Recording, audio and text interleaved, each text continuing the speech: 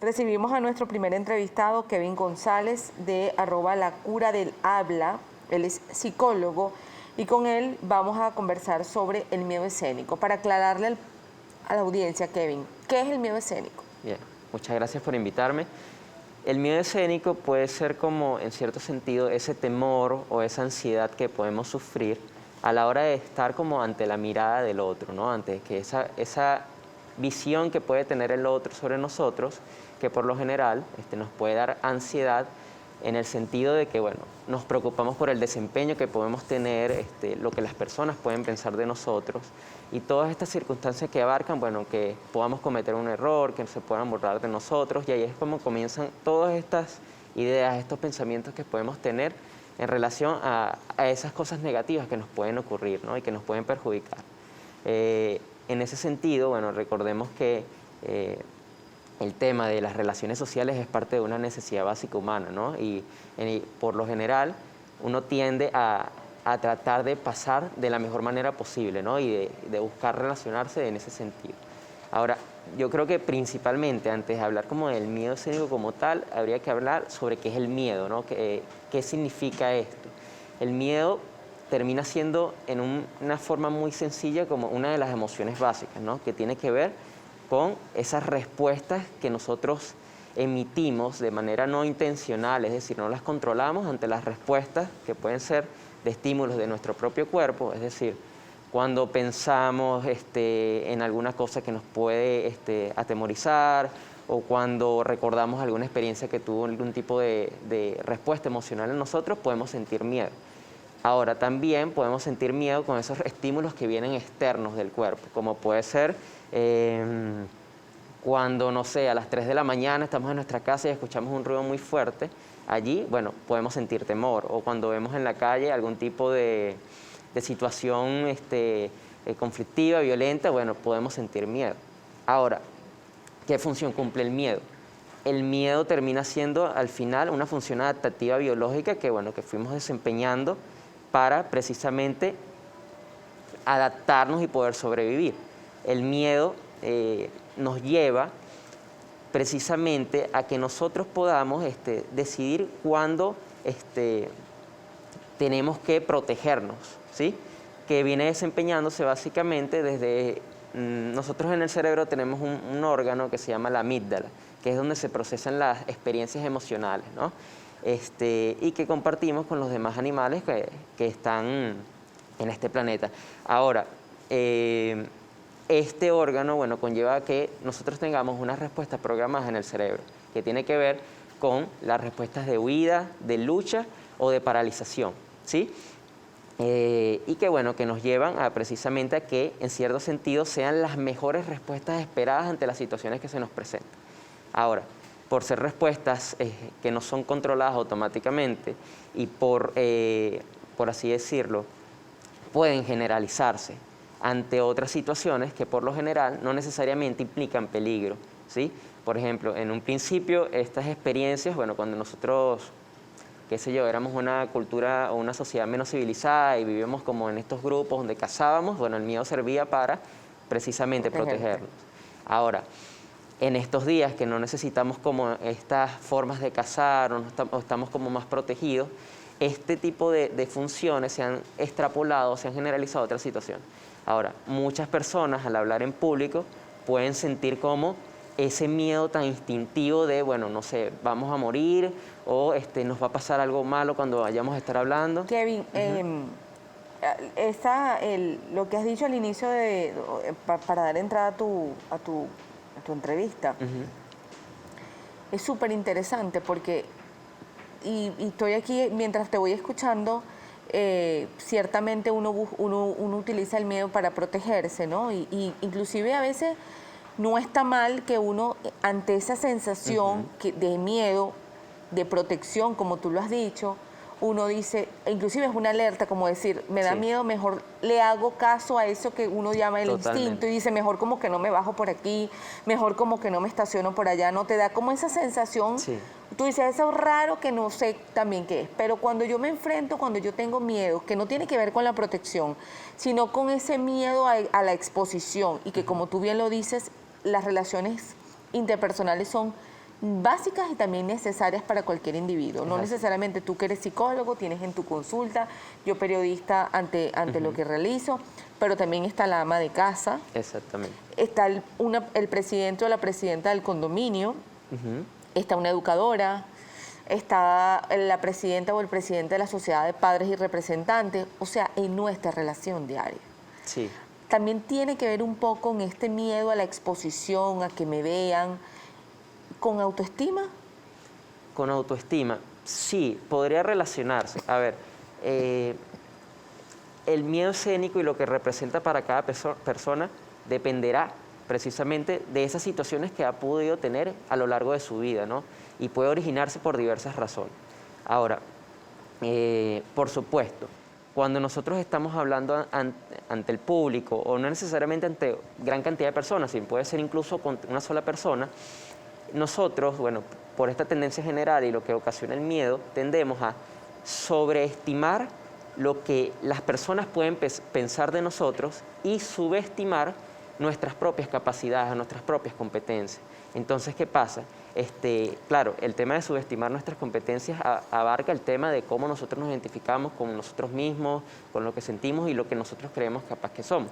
Y depende, bueno, como decía hace un rato, de esas experiencias que podemos haber tenido en nuestra infancia. Inclusive desde pequeños, ¿no? Sí, totalmente, porque precisamente, como tú lo decías, al final el miedo y estas respuestas que tiene el cuerpo nos están dando una señal. El cuerpo nos está indicando que algo está pasando.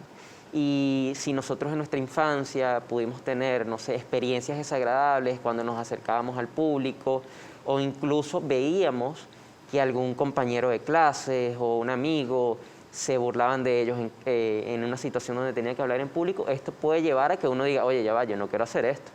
Me voy a exponer, se van a burlar de mí, voy a hacer el ridículo. Entonces, claro, es también habla de cómo nosotros, en cierto sentido, vamos como teniendo en cuenta esa imagen que nosotros tenemos de nuestra persona, ¿no? Y lo que implica, y cómo que tiene más poder o más preponderancia en ese sentido, si la palabra del otro, es decir, lo que puede decir el otro con respecto a nosotros o sobre nosotros mismos, nuestra propia valía y lo que nosotros pensamos. Sí, porque es con nuestra propia seguridad, ¿no? Exactamente. O sea, tú estás aquí, quizás cuando tenemos entrevistados, uno le pregunta, es primera vez que vienes a televisión, etcétera, y hay quienes de alguna manera les dará un poco de miedo, un poco de susto, porque tú también lo tenías, ¿no? Sí, aquí yo tengo miedo. ¿En serio?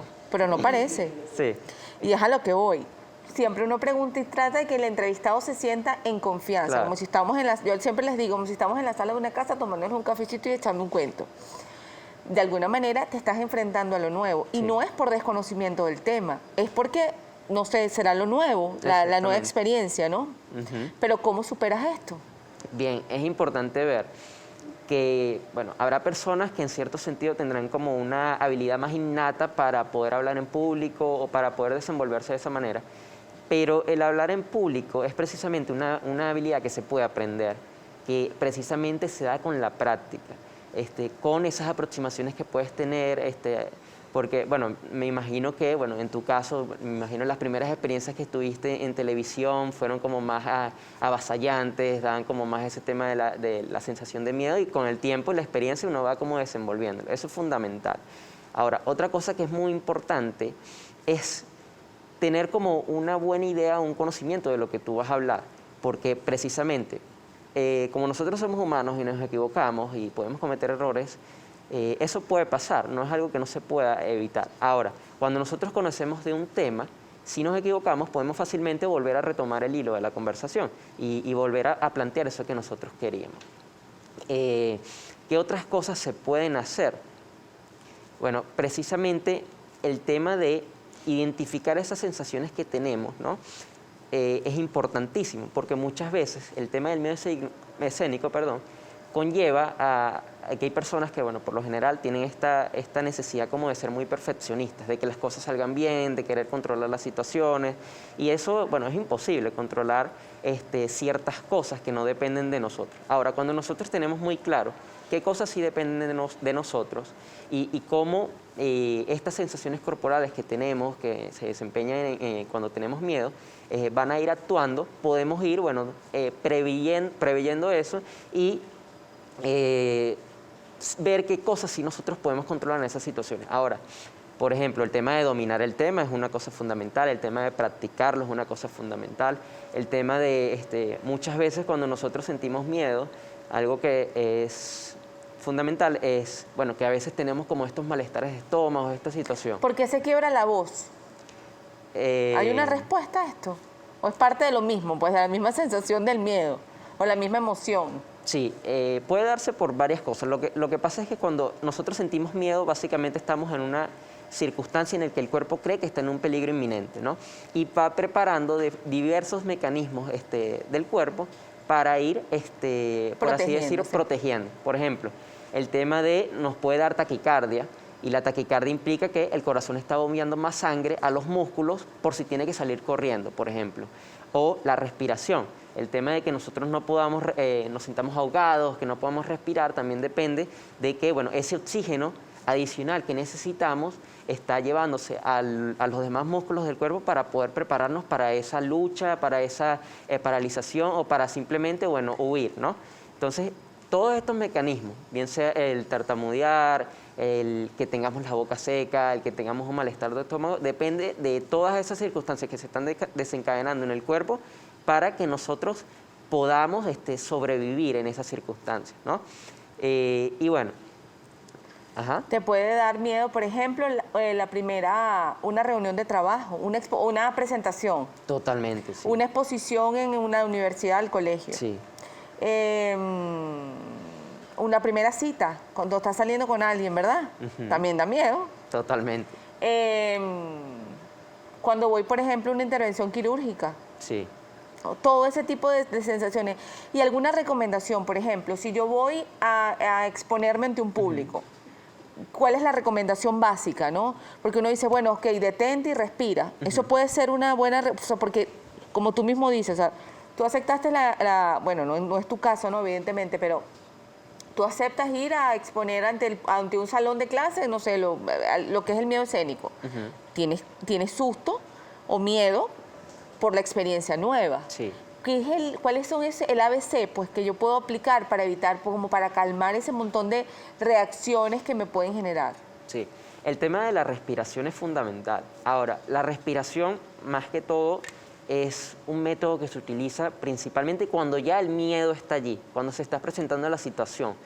¿Y qué pasa? El tema de nosotros poder identificar cómo estamos respirando, poder sentir la sensación del aire entrando por nuestras fosas nasales, pasando por nuestra garganta y sintiéndolo en la boca del estómago, eso ayuda a que nosotros nos podamos concentrar en el presente y dejemos esas preocupaciones que podemos tener tanto por ese temor que precisamente viene de esas circunstancias que pensamos que nos pueden pasar en un futuro. Ahora, una cosa fundamental de la respiración es que cuando la controlamos y somos conscientes de ella, básicamente le estamos diciendo al cerebro y a los órganos del cuerpo que no hay peligro, que la situación está controlada. Con ese solo hecho de nosotros mantener esa respiración constante y en atención es fundamental. Ahora, una cosa también importantísimo es que depende de la forma en la que tú sientas este miedo, porque bueno, habrá personas que sientan un miedo muy ligero y otras que, bueno, que sientan un terror terrible a hablar en público. Lo principal, como decía hace un rato, es el tema de la práctica. Pero ¿cómo llevamos a cabo esta práctica? Tiene que ser por aproximaciones sucesivas y que estas aproximaciones sean desde un estímulo muy simple en un principio a cosas que vayan yendo en aumento cuando tú te sientas como en la capacidad de llevarlas, ¿no? Por ejemplo, como tú decías hace un rato, el tema de esto puede pasar incluso hablando con una persona en una primera cita y todo esto. Cosas tan sencillas como que uno puede aproximarse, saludando a un vecino, así uno sea tímido, hablando con un extraño en la calle, como de que cualquier cosa. Son cosas que, primer momento, pueden ir ayudando a mejorar esto, ¿no? Porque, como decía, la práctica es fundamental. A ver, aquí tenemos un compañero de trabajo que dice, hola, feliz día, soy cantante y tengo años en este oficio, pero hay algo curioso que me ocurre y sé que a todos los que cantamos nos pasa. y es que el miedo siempre está, pero ese sustico es muy placentero y después se convierte en adrenalina. Sí, fíjate que es muy interesante ese comentario porque es una persona que se dedica a esta práctica, ¿no? De estar como expuesto ante esta presencia de los demás, a estar en este escenario, e inclusive estas personas sienten miedo, sí, porque vemos que es algo normal, ¿no? Y que incluso a las personas más experimentadas les puede suceder. Y precisamente, fíjate cómo de cierta manera utiliza este miedo y estas señales para poder desenvolver su trabajo de manera más eficiente, porque ahí le está dando es precisamente ese principio de sentir este miedo, le está ayudando a, bueno, a que pueda centrarse más en esas cosas que en la práctica tiene que desenvolverse, ¿no? Dice Aracelis Marcano, sentí mucho miedo escénico cuando fui a Cuba a una presentación de mi tesis de maestría, pero pude hacerlo repitiendo, tú lo puedes hacer, gracias desde Carúpano. Sí, a mí también me pasó cuando ¿Sí? tuve que presentar mi tesis. A mí me da miedo cuando tengo que hablar de números, sacar cuentas. Cuando me dicen, por ejemplo, mira, vamos a sacar estas cuentas, a mí me entra un pánico que no te puedo, porque no me gustan las matemáticas, esa es la verdad, pero me da pavor. Tú me pones a hablar en público y yo hablo lo que tú quieras. Sí. Pero basta que me manden a sacar una cuenta. No, eso es una cosa que me bloqueo, no puedo. Rever dice, soy docente, a mí no me da miedo escénico, ¿por qué será? Otras cosas sí me dan miedo, como por ejemplo ir al médico. ¿Por qué pasa esto? Bueno, el tema de dar clases es una de las cosas que uno puede hacer como para mejorar este tipo de habilidades. Es una de las mejores formas, porque cuando nosotros damos clases, precisamente nos estamos aprendiendo un conocimiento, estamos desarrollándolo, y en ese sentido, bueno, tenemos como, más allá de esta práctica, esa capacidad, bueno, de poder como dar esta información de manera más certera, ¿no? Y ¿qué pasa? Claro, si lo vemos con el tema de ir al médico, bueno, y ahí podemos ver el temor que puede surgir, porque hay que también diferenciar miedo de temor. Ok, ¿cuál es la diferencia? Sí, el miedo tiene que ver con esos estímulos que están presentes en el momento, que sí son como, por ejemplo, de un peligro inminente. Por ejemplo, si ahorita en el estudio viene y llega un león, bueno, eso es una situación, un estímulo que nos va a dar miedo a la mayoría, al menos que seamos, no sé, un domador de leones. Pero lo que hay que tener en cuenta es que el temor nos habla de esos pensamientos, esas imágenes que podemos tener de cosas que no necesariamente vayan a pasar en el futuro, pero que nos dan miedo. Por ejemplo, que en el médico pensamos, aunque nosotros no tengamos, por ejemplo, una predisposición a tener cardiopatías o algún tipo de enfermedad, pensamos, bueno, me va a dar esto, o el médico me va a decir, voy a tener esta cosa y me voy a morir. Claro. Entonces, ese tipo de cosas, bueno. Mira, pues, hay otro comentario que escribe acá, Milagros Torres, en las exposiciones académicas, cuando voy a una entrevista en radio o televisión me da carraspera, no sé qué hacer, escribe Zulmia. Katy escribe desde La Pastora también, aquí dice, a ver, Juan Navarro, soy profesor jubilado, cada vez que tengo un curso nuevo me da miedo escénico. Y por acá hay otra persona que también escribe, ¿cómo se puede superar este miedo escénico en exposiciones? Un estudiante universitario, ¿existen recomendaciones o tips para prepararse antes de la exposición? Sí, a ver, una de las cosas fundamentales que hay que tener en cuenta es que muchas veces el miedo puede surgir incluso una primera experiencia que tuvimos en nuestra infancia, ya puede ser un fundamento con el que nosotros generalizamos a que las demás situaciones que vayamos a vivir van a ser terribles o nos va a ir muy mal. Entonces, siempre hay que tener en cuenta, bueno, hay que hacer una introspección de esas situaciones que estamos en nuestra cabeza considerando de que pueden suceder en estas situaciones, porque también pasa de que cuando las cosas las pensamos como con más cabeza fría, como con menos emociones del momento, podemos darnos cuenta y a veces pensar, bueno, mira todas estas cosas que imaginé que iban a pasar en cierta situación y qué irreal es esto, ¿no? Que no se contrapone con la realidad. Entonces también tener en cuenta esa introspección, esas circunstancias que nos pueden llevar a nosotros a realmente tener en cuenta miedos que sí son reales o temores o situaciones que no necesariamente vayan a pasar. Yo pienso que la información, el conocimiento te da poder. Totalmente. Y al tú dominar el tema, ciertamente te da temor, te da miedo enfrentarte al público. Si voy a la tesis de grado, por ejemplo, que hay muchos comentarios con respecto a la tesis. Pero si tú dominas tu tema, no tiene, o sea, va a llegar un momento en que empiezas a fluir. Dicen, por ejemplo, una recomendación que he escuchado mucho, que cuando estás ante un público, tú vas a ver a una sola persona y esa sola persona te va, de alguna manera, evitas como distraerte o que te dé miedo si no lo controlas, si es tu primera vez, de repente no ver a todo el salón, sino fijas tu mirada en un solo punto, ¿no? Y ahí empiezas y expones. Llega un momento en que el cuerpo ya se relaja y dice, no, vale, ya estoy fuera de peligro. Sí, ese punto es muy interesante porque de hecho es una muy buena recomendación. Centrarse en una persona de la distancia, de atrás del público, que a lo mejor esté interesada en el tema, que esté como sonriendo. O un amigo tuyo, tú lo llevas ahí, que sea tu pana ahí, que tú digas. O ver al fondo de la presentación también es muy importante.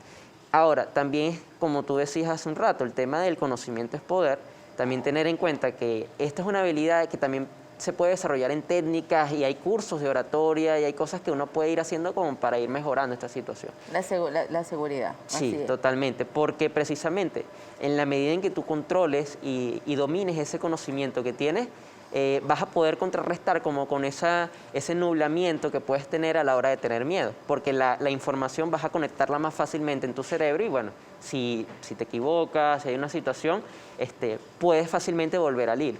Y también es importantísimo que también podamos interiorizar eso, de que nos podemos equivocar y no va a pasar nada del otro mundo.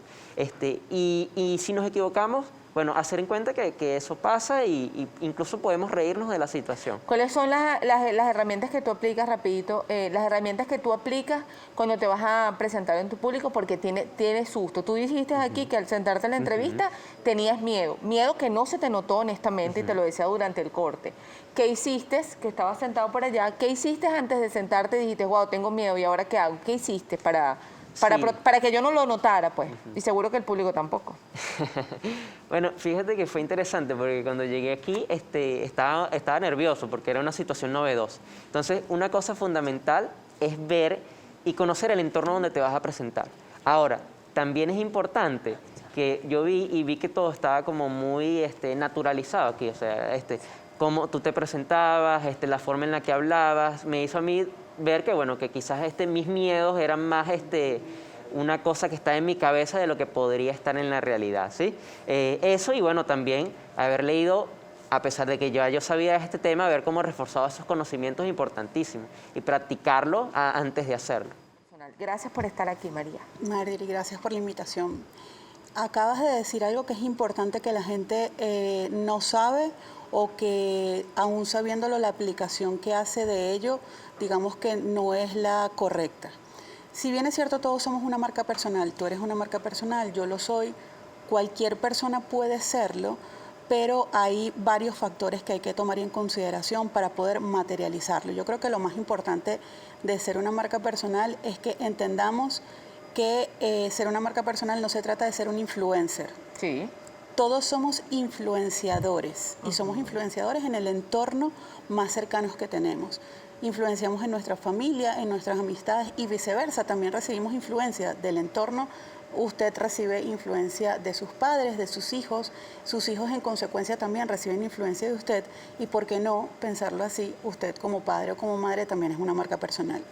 El desarrollo de una marca personal no se hace de un día para otro y también va a depender de a qué lo quieres dirigir.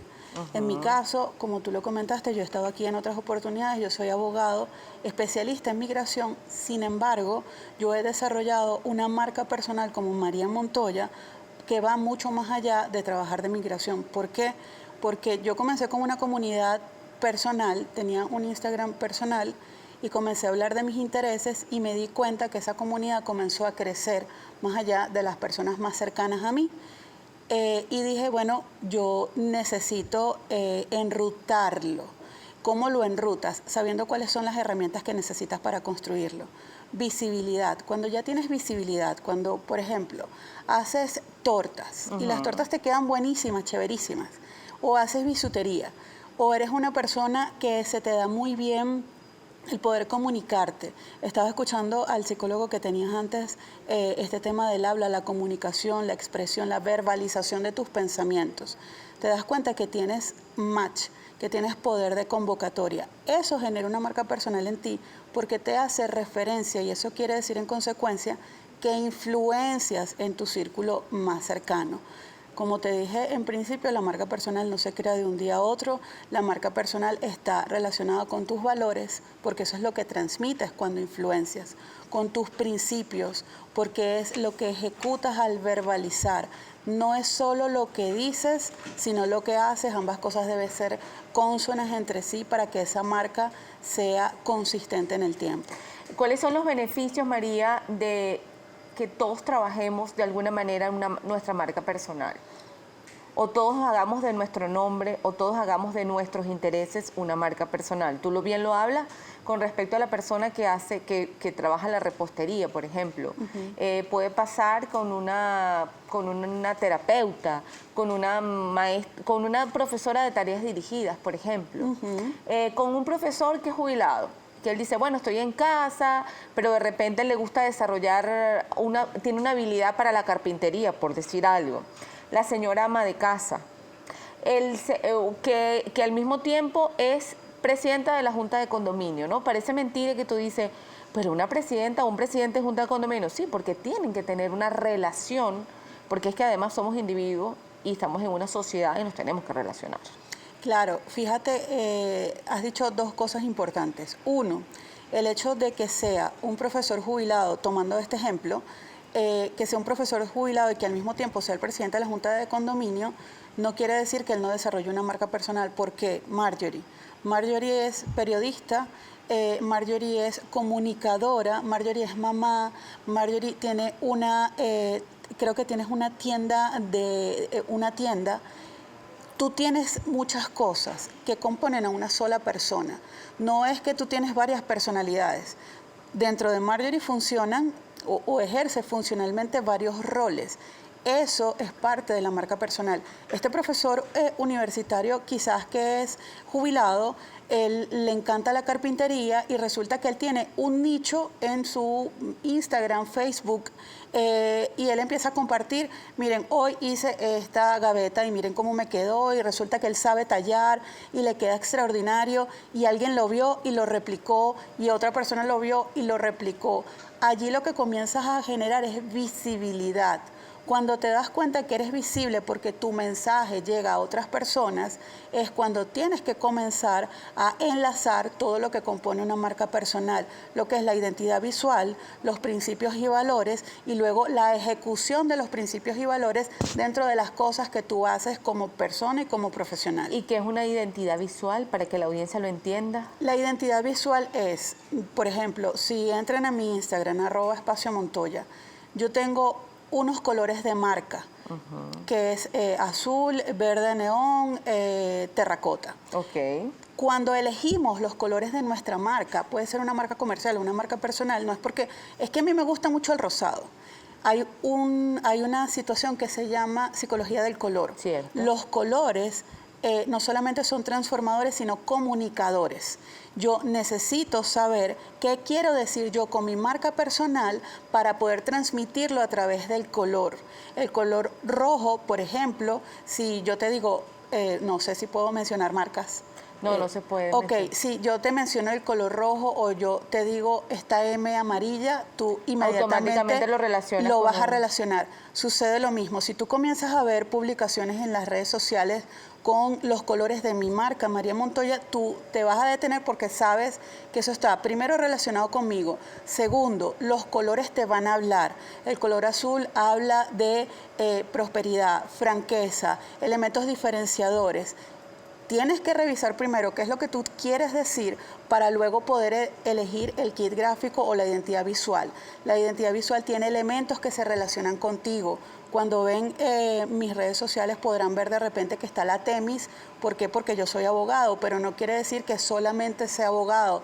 Soy también mamá, también soy emprendedora, soy empresaria. Todas esas cosas conviven en una sola. La identidad visual está relacionada también con cómo nos vemos. y lo que proyectamos, porque por ejemplo, tú proyectas serenidad, proyectas tranquilidad, proyectas elegancia, proyectas profesionalismo. Los que te ven, la comunidad que tienes, que te ven, se proyectan en ti y eso lo que hace es que tú seas un factor referencial o un producto referencial. Yo quiero ser como Marjorie, me gusta esa cadena, donde de repente te escriben dónde la compraste, te estás dando cuenta que todos los elementos engranan unos con otros para poder generar lo que es una marca personal. Y pasa con cualquier individuo que se desarrolle en cualquier oficio o profesión, ¿no? Sí, pero no. Ajá. No necesariamente, porque no todas las personas saben. Por ejemplo, en mi área profesional, en el derecho, en la parte legal, los abogados y estudiantes de derecho suelen pensar que el reconocimiento de una marca personal para abogados está enlazado con el color vino tinto, Sí, que es exacto. es el color de la carrera, con dorado, y yo le pongo ahí una balanza, un masito y ya la gente sabe que soy abogado. La gente sabe que eres abogado, pero la gente sabe que tu reputación es válida, sabe que eres bueno como abogado, tienes credibilidad, puedes ser efectivamente el representante legal de esa persona va a creer en ti. No lo crees solamente con la imagen. La imagen, la identidad visual es importante y está relacionada, pero esa identidad visual debe ser consona con lo que haces, con lo que dices. Entonces, ¿cualquier persona puede serlo? Sí, cualquier persona puede serlo, pero saben cómo hacerlo. Ahí es donde está el detalle. Te lo pregunto porque ahorita me llegó la imagen, por ejemplo, de las personas cuando uno ve en la calle vestidos de ropa deportiva. Y automáticamente es como una manera de ellos identificarse, porque de repente no son activos en las redes sociales, y aquí siempre lo mencionamos, la importancia de tener redes sociales, ¿no? Y a veces tú ves una persona vestida de ropa deportiva y tú automáticamente lo relacionas con atleta, persona de calidad de vida sana, y terminas entendiendo que la persona ha sido participante de un gimnasio haciendo ejercicio, o en su defecto es profesor de ejercicios, o un trainer, etcétera. Claro, ¿no? ahora te lo pongo desde esta perspectiva. Lo ves vestido con ropa deportiva y piensas eso. Pero ¿qué pasa si solamente en su vida cotidiana se viste así porque es lo más práctico? No necesariamente es un deportista. Y es lo que hablabas, ¿no? Anteriormente, Sí, lo que explicabas. no solamente es lo que te veas, es la proyección que tienes y es cómo ejecutes las cosas que quieres que la gente vean. Volviendo a tomar el tema de los abogados, quizás cuando me ves podrías o no pensar que soy abogado, pero tiene que ver mucho más allá con que yo lo diga o lo verbalice, sino con las cosas que he hecho para lograr tener una reputación y una visibilidad y credibilidad como abogado. La marca personal se trata mucho de credibilidad.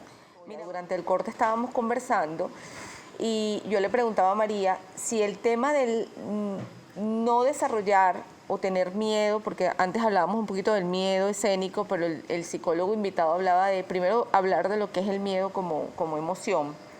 Tiene que ver un poco el tema de la marca personal con la seguridad que yo tengo, quizás mi autoestima, me creo, no me creo, ¿no? Lo que estoy diciendo, lo que soy capaz de, por ejemplo.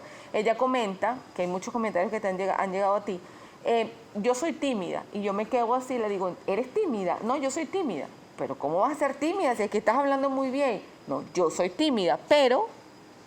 Yo soy tímida, me reconozco tímida.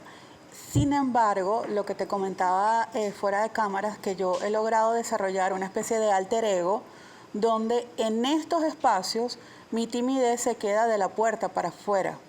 También comentábamos el tema de los miedos y del ego y de la autoestima. Son dos cosas distintas.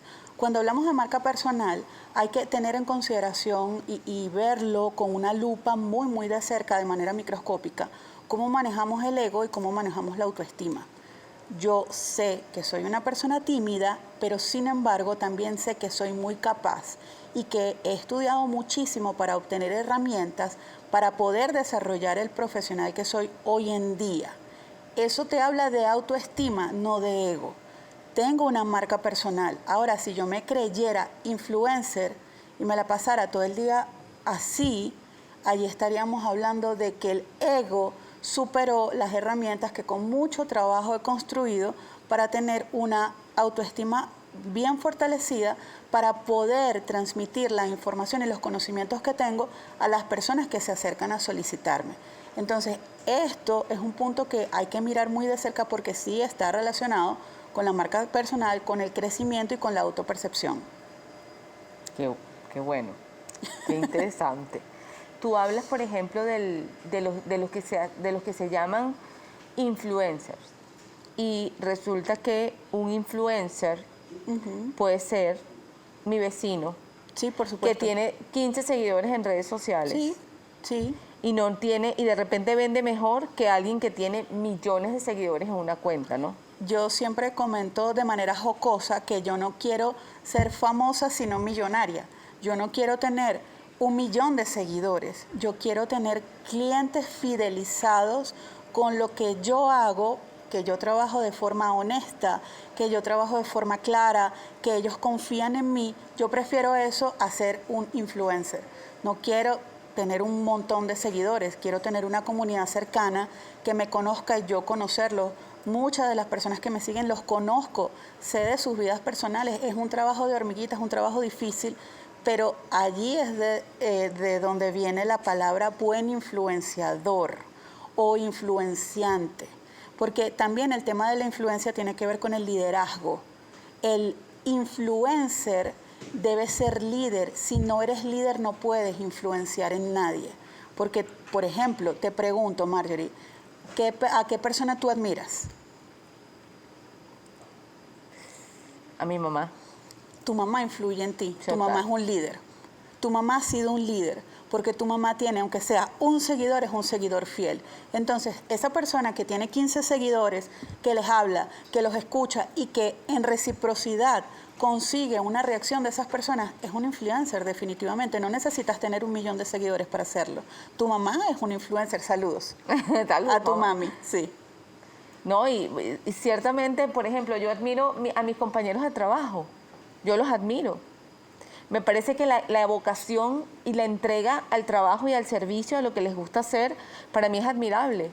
El equipo de producción con quien yo trabajo viene y se levanta todos los días a las 6 de la mañana, están aquí para, bueno, los fines de semana. Un aplauso para todo tu ¿Sabe? equipo. Venga, un aplauso. Se lo merecen. Son influenciadores para ti. Yo llamo esta mañana a Marjorie a las 5:30 de la mañana y Marjorie ya estaba aquí en el canal, una de las productoras. ¿Ves? Y Erubí llega a las 6, ¿sabes? O sea, tú dices, no tienen grandes seguidores en redes sociales. Pero son influencers dentro de su grupo más cercano. Son coherentes, constantes, seguramente se conocen muy bien, saben cuál es el sitio al que quieren llegar y están haciendo todos los pasos para llegar a ese sitio. Sí, sí lo ves. Sí, claro, perfectamente. Es un tema que quizás no lo vemos y no nos detenemos a pensar que todos podemos influenciar, que todos somos una marca personal. El tema es cómo manejar esas marcas en positivo. Mira, aquí hay una pregunta que hace un seguidor, que te dije, qué interesante esta pregunta, Sí. por el señor Pérez Pérez, dice, saludos, tengo una campaña de cuidar los espacios públicos, ¿qué estrategia debería aplicar para hacerla más viral? La visibilidad. Voy a traer acá, a este momento, una frase que yo utilizo mucho cuando hablo del tema de la migración venezolana. Los venezolanos somos muy dados a replicar información. Todo lo que me llama la atención lo veo. ¿Qué le puedo recomendar a este señor? Replíquelo con las personas más cercanas que usted sabe que comparten información. Comiéncelo a hacer de manera orgánica. Si me comparte lo que él ha hecho, yo misma puedo compartirlo en mis medios digitales porque es un tema importante. Además que la gente no sabe que los espacios públicos hay que cuidarlos, pero no lo hacen porque culturalmente no estamos preparados para ello. Esto puede ser una campaña profundamente interesante, profundamente viral, si sabes cómo enrutarla. Primero, compartirlo de manera orgánica a las personas que saben que puede compartirlo y, ¿por qué no?, pedirlo, solicitarlo. Si quieres que los espacios públicos cercanos a tu comunidad sean cuidados, comparte esta información. Ese puede ser un perfecto eslogan. ¿Qué es el branding, María? Marca personal. Total y absoluta Sí, y rotundamente. en inglés. El branding personal es el desarrollo y la ejecución de todas las estrategias y la estructura que se pueda planificar y diseñar para llevar una marca personal o una marca a otro nivel. Está compuesto del estudio de los valores y los principios de la marca. Si hablamos de marca personal, tus valores y principios, recordemos que la marca personal somos nosotros, las personas somos marcas personales. Está compuesto de tus valores, de tus principios, de a dónde quieres llegar, a quién le quieres hablar, cuál es el tono de voz de esa marca, cómo vas a hablar. El tono de voz no quiero decir si hablas bajito o si hablas alto.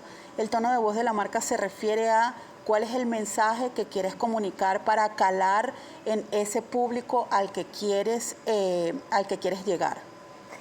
María, cuando tú te diste cuenta que tú tenías una influencia dentro de una pequeña comunidad y empezaste a llevar tu mensaje a un público pequeño, más grande, fue creciendo, supongo, tú tenías el conocimiento.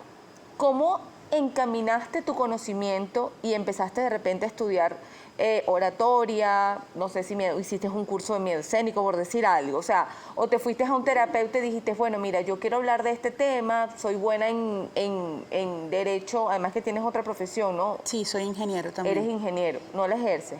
No, no lo ejerzo. Ah, ok. Pero tú dijiste, bueno, tengo el conocimiento, soy abogada experto en derecho migratorio. Sí. Y quiero llevar mi mensaje a mi comunidad o una comunidad, etcétera. Pero soy tímida. ¿Cuáles fueron este carril que tomaste? ¿Hacia dónde encaminaste tu tren, como se dice, no? Fíjate para darles un breve repaso, porque seguramente es algo que se pueden preguntar. Yo comencé trabajando en una firma de abogados transnacional donde hicimos una gira de medios para darnos a conocer.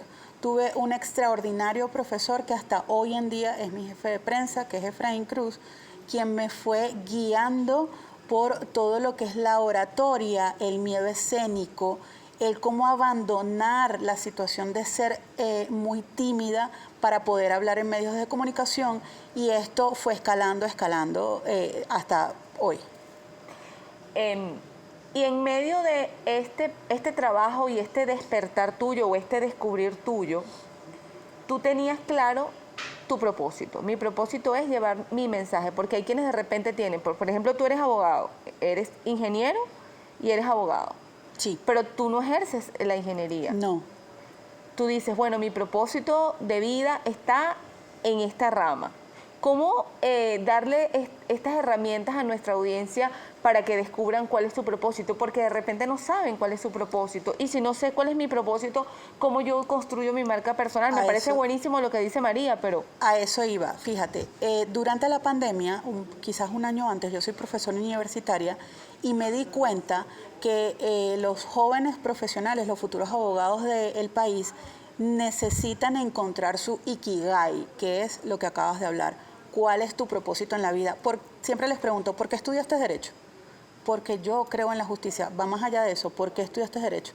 ¿O qué quieres ser cuando termines la carrera? Quiero ser penalista. ¿Por qué? Porque a mí me gusta el conflicto. No lo saben, lo tienen muy en el fondo y hay que descubrirlo. A raíz de eso, descubrí yo misma que debía desarrollar algún tipo de entrenamiento para traerlos y enseñarles o compartirles la información que ya yo tengo. Y desarrollé un curso que se llama Lo que no te enseñan en la facultad. Efectivamente, a ninguno o casi ninguna sección de comunicación social no nos enseñan marca personal, crecimiento personal, liderazgo, comunicación asertiva, vocalización, pérdida del miedo escénico, cómo puedo utilizar mis herramientas naturales para potenciarme como ser humano. Y de eso es lo que, con eso es lo que hemos estado trabajando los últimos 3 años, y hemos logrado que una comunidad de alumnos se sume, o abogados que ya están graduados y que estaban en el online y tenían y tenían una reputación en la vida fuera de los entornos digitales y querían entrar a raíz de la pandemia en los entornos digitales y no sabían cómo hacerlo. Tú lo dijiste hace rato, ¿estar en entornos digitales es importante en este momento? Pues sí, porque todo el mundo nos busca y nos encuentra a través de los entornos digitales. Pero para llegar a ese momento necesitas encontrar tu propósito personal, el propio, para luego saber de qué vas a hablar y a quién le vas a hablar, a quién quieres enviarle el mensaje o quién quieres que reciba tu mensaje. Castro AGX escribe: señora Montoya, la felicito por el gran contenido que está enseñando. Debo crear un Instagram aparte para trabajar con mi marca personal, ya que lo estoy haciendo con el Instagram personal.